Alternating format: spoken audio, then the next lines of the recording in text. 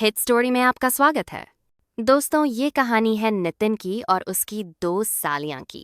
कहानी पूरी सुनिएगा, आपको बहुत पसंद आएगी। नितिन की शादी को अब 7 साल हो चुके थे। उसकी बीवी का नाम था राधिका।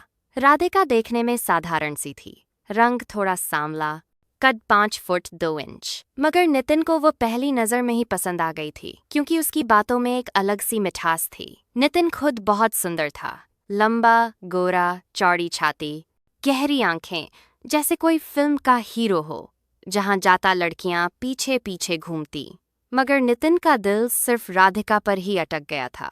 नितिन के ससुराल में उसकी सास नाम था कमला देवी, सासुर थे जगदीश प्रसाद, जो ज्यादातर दिन भर खेतों में ही रहते। छोटा साला था रोहन, उम्र 16 साल 9वीं में पढ़ता था। और फिर थी 2 सालियां, बड़ी वाली रिया उम्र 25 साल और छोटी वाली सिया उम्र 23 साल। रिया और सिया, अरे भाई, इन दोनों को देखकर तो किसी का भी दिल धक से रह जाए। रिया का रंग दूध सा गोरा, लंबे लंबे बाल जो कमर से नीचे तक आते थे, आंखें बड़ी बड़ी काजल लगी हुई, ओंठ गुलाबी। जब चलती थी तो उसकी चाल में एक अलग सी लय थी, जैसे कोई परी उतर आई हो। सिया भी कम नहीं थी, उससे भी ज्यादा शरारती फिगर, एकदम परफेक्ट कमर, पतली, और हंसते वक्त 2 गड्ढे पड़ते थे गालों में। दोनों बहनें अनमैरिड थीं और दोनों के मन में एक ही बात रहती थी, काश हमारी शादी भी जीजू जैसे किसी सुंदर लड़के से हुई होती। सुमित जब भी ससुराल आता, दोनों सलियां उसकी खातिरदारी में लगो जाती। चाय बनाना, नाश्ता करना, कपड़े प्रेस करना, जूते पॉलिश करना सब खुद ही कर लेती। नितिन की पत्नी राधिका को कभी कभी जलन भी होती, मगर वो कुछ कहती नहीं थी। उसे लगता था दोनों उसकी छोटी बहनें हैं, जीजू को भाई मानती होंगी। मगर सच ये नहीं था। एक दिन की बात है, नितिन और राधिका ससुराल की पत्नी और डिलिंट करने में आए हुए थे मिलने के लिए। अगले दिन सुबह सुबह की बात है। नितिन अभी सोकर उठा ही था। गर्मी के दिन थे, वो सिर्फ बनियान और लोअर में था, बाल बिखरे हुए, आंखें अभी भी नींद से भरी हुई। वो आंगन में आया, मुंह हाथ धोने। तुलसी के पास पानी का लौटा रखा था। रिया वहां पहले से खड़ी थी, दुपट्टा सरकाया हुआ, गले की चैन दिख रही थी।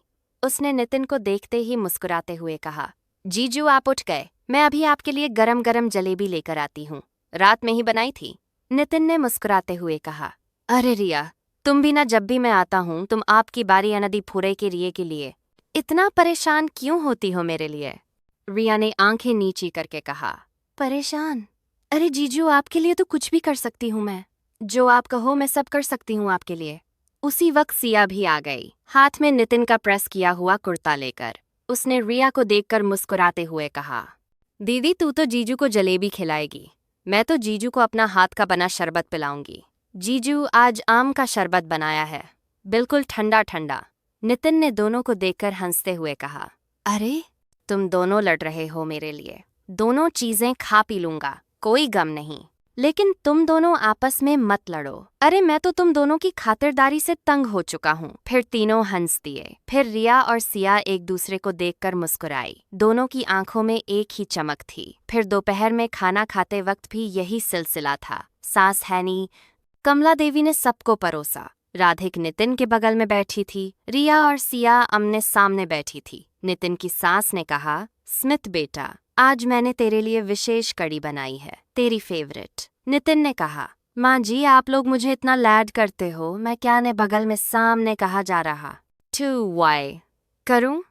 तुम सब ने मेरे लिए अलग अलग स्पेशल चीजें बनाई हैं, समझ में नहीं आता मैं क्या खाऊं और क्या ना खाऊं।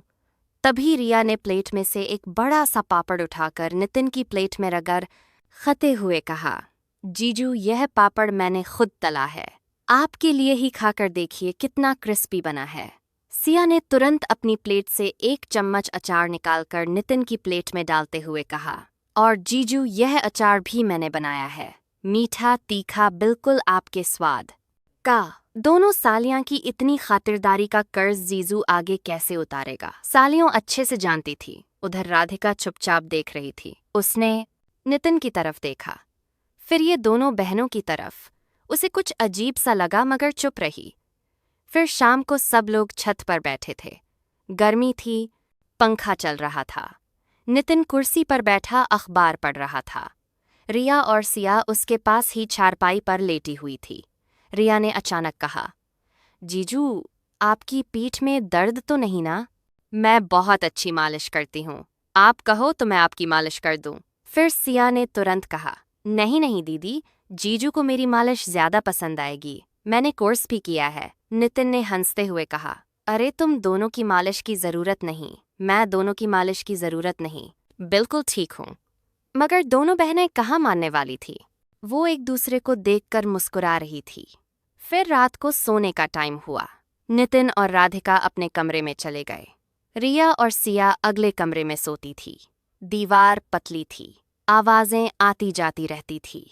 रिया ने फुसफुसाते हुए सिया से कहा, देखा जीजू, कितने अच्छे ली, कितना प्यार करते हैं दीदी से। काश, सिया ने कहा, हाँ दीदी, काश हम में से किसी की शादी जीजू से हुई होती। दीदी तो साधारण सी है, जीजू जैसे हीरो के साथ मैच नहीं करती। रिया ने कहा, चुप कर पागल, कोई सुन लेगा। मगर सच कहूँ, मैं तो जीजू को देखकर पागल हो जाती हूँ। सिया ने हंसते हुए कहा, मैं भी, बस एक बार मौका मिल जाए।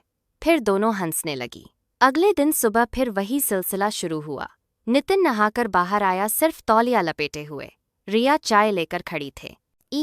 उसने नितिन को ऊपर से नीचे तक देखा और शर्मा गई। रिया ने कहा, जीजू चाय। नितिन ने मुस्कुराते हुए चाय ली और कहा, थैंक यू रिया, तुम बहुत अच्छी हो। रिया का चेहरा लाल हो गया। फिर सिया आई हाथ में सुमित का फेवरेट परफ्यूम लेकर। सिया ने कहा, जीजू, या वाला परफ्यूम मैंने आपके लिए ही खरीदा था, पिछले महीने लगाइए ना, बहुत अच्छी खुशबू है। नितिन ने हंसते हुए कहा, अरे तुम दोनों मुझे इतना प्यार क्यों करती हो?